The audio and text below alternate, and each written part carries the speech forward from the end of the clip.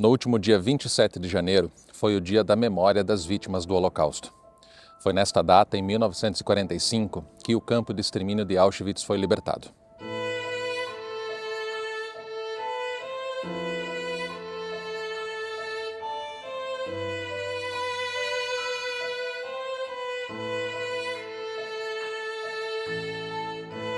Esse é o canal do Rosa e essa é a terceira e última parte da série que eu produzi aqui no YouTube com o objetivo de homenagear essas vítimas e tentar provocar uma reflexão sobre os caminhos que a humanidade vem trilhando.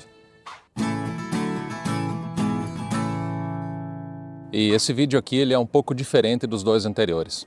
Nesse aqui eu pretendo compartilhar o que eu aprendi organizando essa viagem para Auschwitz, já que eu fiz tudo sozinho, sem contratar nenhuma agência de turismo nem nada. E é claro que eu gostaria inicialmente de recomendar os dois vídeos anteriores desta série, caso você ainda não tenha visto. No primeiro vídeo, que está linkado aqui em cima no card, ele ficou com um estilo mais de documentário, claro, dadas as devidas proporções e limitações aqui desse canal, né? Eu gravei esse primeiro vídeo dentro dos campos de extermínio lá em Auschwitz e eu conto um pouco da história, do que aconteceu lá, com imagens antigas e tudo. Ficou um vídeo bem educativo. Já o segundo vídeo, que também está aqui em cima no card, que você pode clicar para ver depois quando você quiser, ele ficou com um estilo um pouco mais de, eu não sei, aula de história talvez.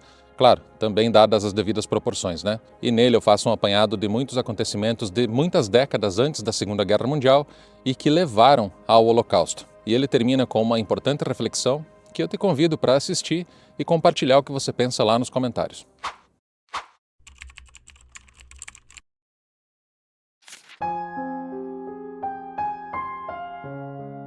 Mas antes de começar a contar o que eu aprendi organizando essa viagem lá para Auschwitz, eu gostaria de deixar um aviso para você que está pensando em fazer essa visita.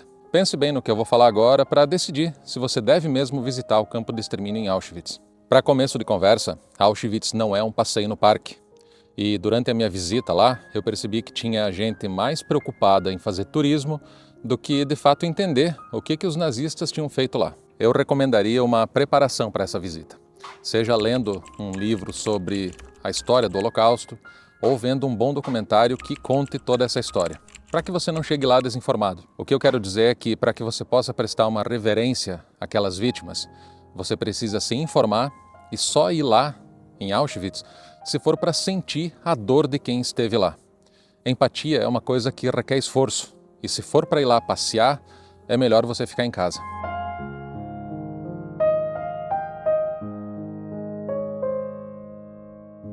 E é agora que vem o meu aviso, né?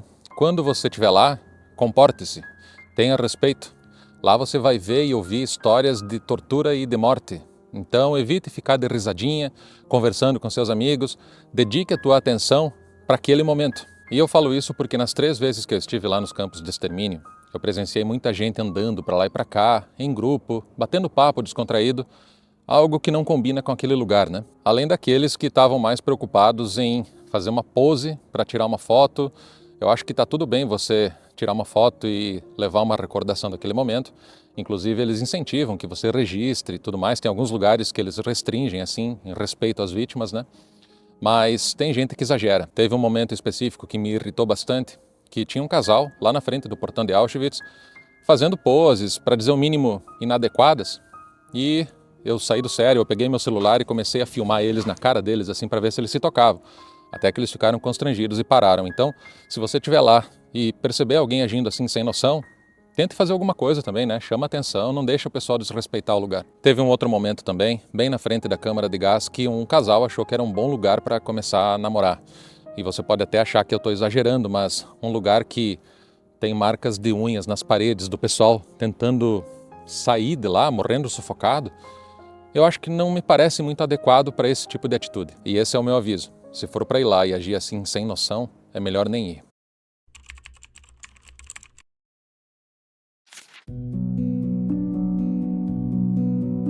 E dados os recados, né? Vamos à parte que interessa. Eu moro numa cidade chamada Brno, na República Tcheca, e ela fica a mais ou menos 4 horas lá da cidade onde ficam os campos de extermínio, indo de trem, né? Esse trem, ele sai todos os dias, se eu não me engano, de Viena, mas ele não passa aqui em Brno. Então eu tive que ir até a fronteira com a Áustria, de trem, meia horinha até a cidade de Břeclav, E lá eu tive que pegar esse trem que vem de Viena, né? E aí ele foi até a Polônia e me deixou exatamente na cidade onde eu precisava ir, Oświęcim. É nessa cidade que ficam os campos de Auschwitz. Se você mora ou está aqui na República Tcheca, você pode comprar os bilhetes pelo aplicativo Mój Vlak, tanto de ida quanto de volta, ou dentro do trem também, né? Pelo fiscal que passa nas cabines, assim, vendo se você tem a passagem. Eu não consegui comprar no guichê lá da estação de trem, porque eram guichês de trens domésticos, né? Eles não vendiam passagens internacionais. E se você estiver passeando aqui pela Europa e quiser incluir Auschwitz no teu roteiro, você provavelmente vai acabar parando numa cidade chamada Cracóvia, lá na Polônia, que fica a 60 quilômetros de Oświęcim. Lá tem vários ônibus, empresas, agências de turismo especializadas, né, em oferecer esse serviço de ida e volta aos campos de extermínio de Auschwitz. Aí você dá uma procurada na internet, porque eu não conheço nenhuma dessas agências. Só que se em vez de Cracóvia você estiver aqui pelas redondezas, sei lá, Praga, Viena, Berlim, Budapeste, Bratislava, Varsóvia também, considere ir de trem. É uma viagem que vai durar de 5 a 7 horas.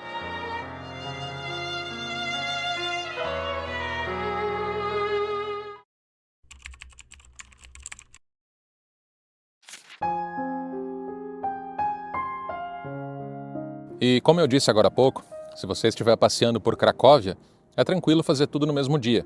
Aí basta você se organizar no transporte para ir e voltar no mesmo dia, né? Seja por uma empresa de turismo, ou se você quiser, você pode pegar um trem ou um ônibus de linha mesmo que vai te levar de uma cidade para outra. No meu caso, o tour começava às 9h30 da manhã, então eu decidi ir um dia antes, aí eu passei uma noite no hotel e no dia seguinte eu fui descansado ao memorial lá do Holocausto. E sem fazer anúncio nem nada, eu queria só compartilhar uma experiência que eu tive num hotel chamado Astra Apartments. Eu não achei muito caro, e a senhora que cuida do lugar lá, eu não sei se é a dona, o nome dela é Cristina, ela foi extremamente simpática e, mesmo sem ter fluência, né, em inglês, ela domina com maestria o Google Translate. Não é bem um hotel, né, mas é um quarto que você aluga e ele fica bem na frente da estação de trem. E a 20 minutinhos lá da entrada do Memorial do Holocausto, que é onde começa o tour. Eu fiz a reserva do quarto pelo Booking.com mesmo e ele custou 450 slots pelas 3 noites, ou seja, são 150 por noite.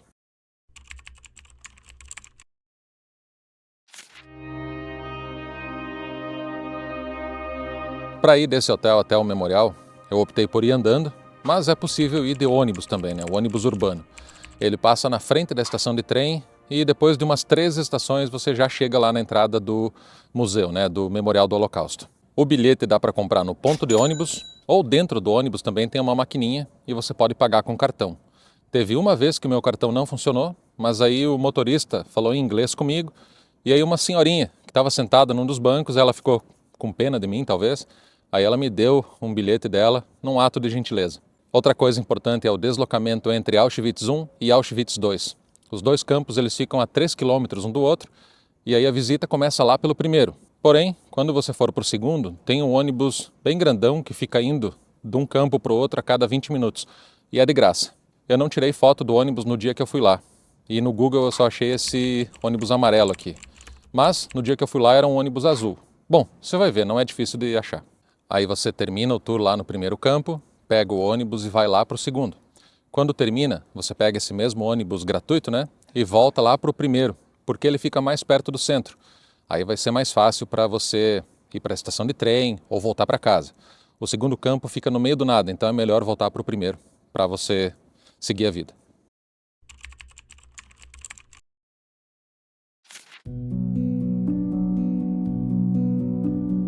E eu recomendo que você gere, né, os bilhetes para entrar e visitar Auschwitz com antecedência. Para isso, entra nesse site que está escrito aqui embaixo e selecione a opção Visit for Individuals, que é uma visita para você e não para um grupo, né? São essas as duas opções. Quem trabalha com turismo organiza grupos, né? Mas se você estiver indo sozinho, seleciona Visit for Individuals. Aí vai aparecer um calendário, você vai clicar em cima do dia que você quer visitar o museu. Você pode escolher meses diferentes, né, indo para lá e para cá. E no terceiro passo você vai escolher o tipo de visita. São 3 tipos. A primeira é a visita guiada de 3 horas e meia, a segunda é uma visita de estudos que dura 6 horas e a terceira é uma visita sem guia. A visita sem guia é aquela que está escrito assim, ó, Tour for Individuals Without an Educator. Aí você clica na melhor opção para ti.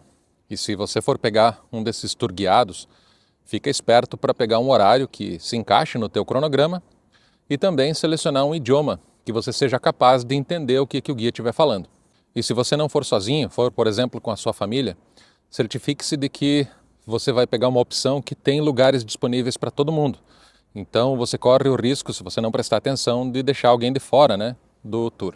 E os próximos passos são referentes ao pagamento.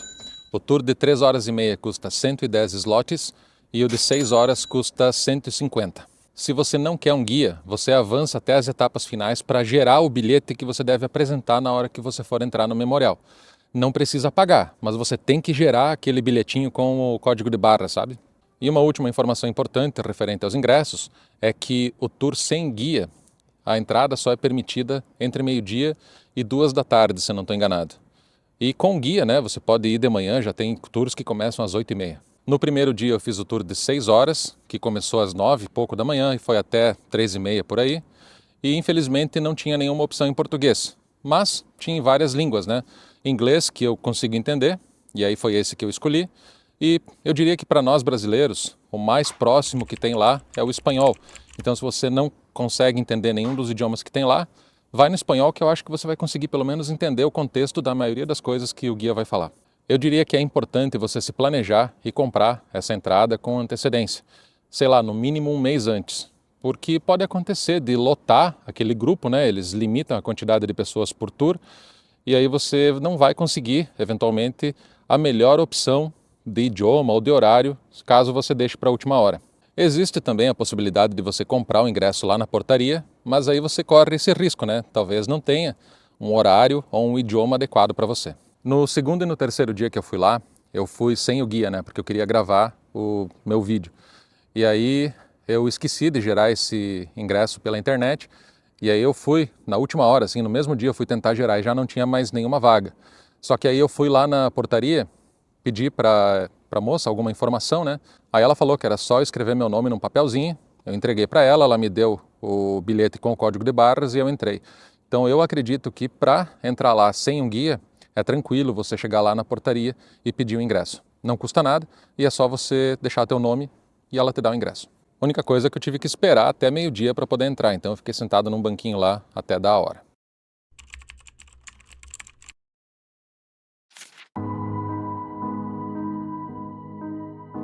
Quando tu chega lá, tu não vai direto para aquele portão onde está escrito "O Trabalho Liberta". Na verdade, tem uma estrutura de museu, muitos metros, sei lá, dezenas de metros antes de onde fica o campo de concentração mesmo, né? Eles montaram uma estrutura, assim, de turismo para lidar com a quantidade imensa de gente que visita aquele lugar. Eu acho que é um dos lugares mais visitados aqui da Europa, inclusive. E quando você vai entrar lá, parece um esquema de segurança do aeroporto, né? Tu entra numa fila, passa por um raio-x, coloca a tua mochila e o que você tiver nos bolsos numa bacia assim, né? Que também vai passar por um raio-x. E aí, se tiver tudo certo, você entra. É um protocolo de segurança bem cuidadoso, que faz sentido, né, para um lugar daquela importância, mas eles foram bem de boa com a entrada dos meus equipamentos de gravação. Eu entrei com um tripé, que tem quase 2 metros de altura, um estabilizador, microfone. O que eles não deixam entrar lá é drone.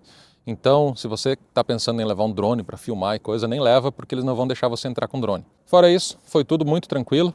A única dica que eu deixo aqui é que se você estiver fazendo uma viagem, né, e estiver parando em Auschwitz, se você estiver carregando alguma mala, você vai ter que deixar num guarda-volumes lá fora. E isso vai te custar algum dinheiro.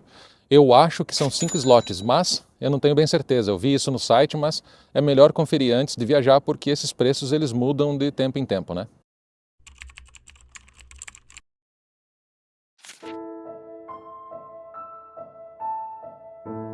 E como que é a visita, né? O primeiro campo ele é bem menor e ele tem uma circulação maior assim de pessoas porque o espaço é mais reduzido, né?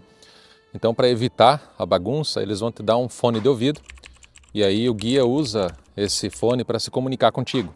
Aí tem vários grupos assim caminhando para lá e para cá, cada um com seu guia, e aí as pessoas podem até se dispersar um pouco porque elas vão continuar ouvindo o guia delas, né, pelo fone de ouvido. Eu acho importantíssimo ir com um guia profissional, porque ele ou ela vai te dar detalhes de cada lugar que você está visitando, cada prédio, cada coisa. E isso privilegia o aprendizado, né? Faz com que tu saiba por onde está andando. Depois você vai pegar o ônibus lá para Auschwitz II. Lá é um lugar muito maior, então não tem aquele lance do microfone ou do fone de ouvido, né? Lá você vai caminhar bastante também e, mais uma vez, a presença do guia foi fundamental. Se eu tivesse ido sozinho, eu ia, claro, saber do que se tratava, porque eu li bastante e vi bastante conteúdo sobre isso, e porque tem alguns cartazes, algumas placas informativas assim, né, na frente de cada coisa. Mas o guia ele dá muito mais detalhes, ele conta a história, ele conta as pessoas, então você acaba aprendendo muito mais. É claro que se você se preparar antes e estudar cada parte do campo, talvez você não precise de um guia. No meu caso, foi muito importante.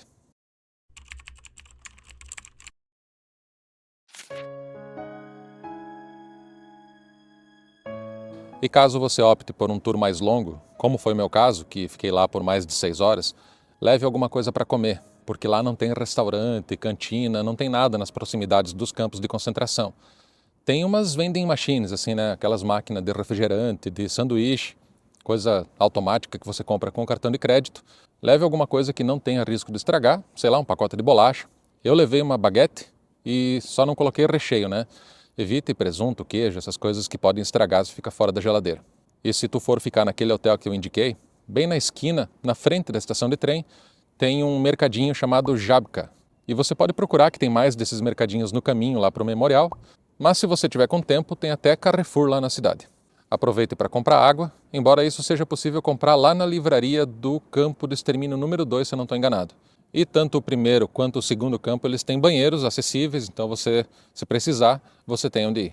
Pelo que eu percebi, a maior parte dos locais lá é acessível, caso você seja cadeirante.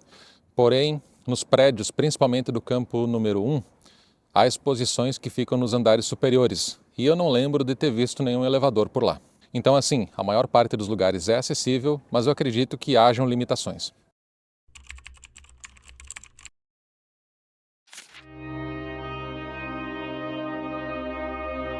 E depois desse tour de 6 horas que eu fiz no primeiro dia que eu visitei Auschwitz, eu estava acabado, tanto física quanto psicologicamente. Eu sou uma pessoa que manifesta episódios de empatia com certa facilidade. E aí, por vários momentos durante a visita, a minha cabeça me colocava no lugar daquelas pessoas que estavam sendo torturadas e morrendo asfixiadas dentro da câmara de gás. E isso acabou comigo, né? Eu fiquei vários dias sendo atormentado pela projeção dentro da minha cabeça da imagem de pessoas morrendo de frio nos barracões. E isso bateu bem forte, principalmente quando eu estava voltando pro hotel lá no primeiro dia. Dá para ver, bem no finalzinho do primeiro vídeo, eu peguei a câmera e comecei a gravar aquilo que eu estava sentindo na hora. Foi um dos momentos mais tristes da minha visita. E aí eu cheguei no hotel, tomei um banho e eu decidi que eu precisava sair para tomar um ar e espairecer um pouco. Foi aí que eu vi um caminho que fica ao lado do rio que corta a cidade e eu fui caminhando por lá até chegar no centro da cidade. Aí eu jantei, voltei para o hotel e aí eu estava um pouquinho melhor. Isso me ajudou bastante. E se você também precisar disso quando estiver visitando Auschwitz, eu recomendo que você tire um tempo para conhecer a cidade de Auschwitz. Ela me pareceu bastante simpática. Todas as pessoas com quem eu interagi foram absurdamente prestativas, queridas. Então, eu tenho boas recordações do povo polonês. A cidade também tem excelentes restaurantes, supermercados, fast food, McDonald's, KFC. E eu tenho certeza que você vai encontrar o que você precisa caso opte por passar um tempinho a mais por lá.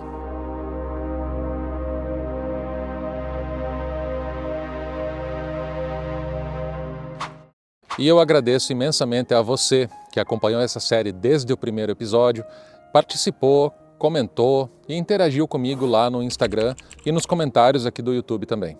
Foi uma honra para mim poder ter dedicado um tempo da minha vida para algo que eu jamais imaginei que conseguiria fazer um dia, que era visitar Auschwitz, mas, além disso, fazer dessa visita uma experiência que eu pudesse compartilhar e ajudar outras pessoas a entender um pouco mais do que aconteceu durante a Segunda Guerra Mundial naquele lugar. Além de toda a emoção que esse tema nos traz, eu também me emocionei com a repercussão e a oportunidade que eu tive de tocar o coração de tanta gente e conversar com mais um outro tanto de gente sobre esse assunto que jamais devemos deixar de lado. E se você aprendeu alguma coisa aqui nesses vídeos ou simplesmente gostou do material, deixe o seu like e inscreva-se aqui no canal. Assim o algoritmo do YouTube torna esse conteúdo mais relevante e ele consegue atingir mais pessoas. E é claro, eu fico muito agradecido se você puder indicar esses 3 vídeos para quem você conhece. Eu vou deixar os links aqui na descrição do vídeo. E assim a gente faz esse conteúdo chegar a muito mais pessoas.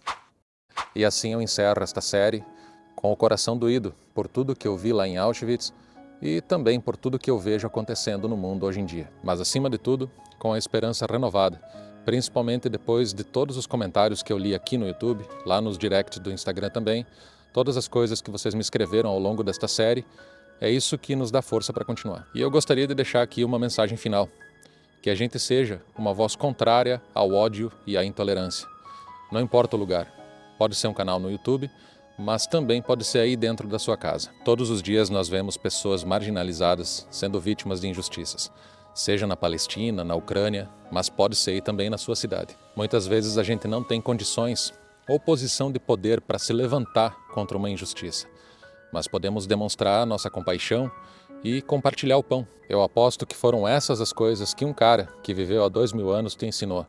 E é quando esses ensinamentos são distorcidos por falsos messias, é que marchamos outra vez na direção de mais um holocausto.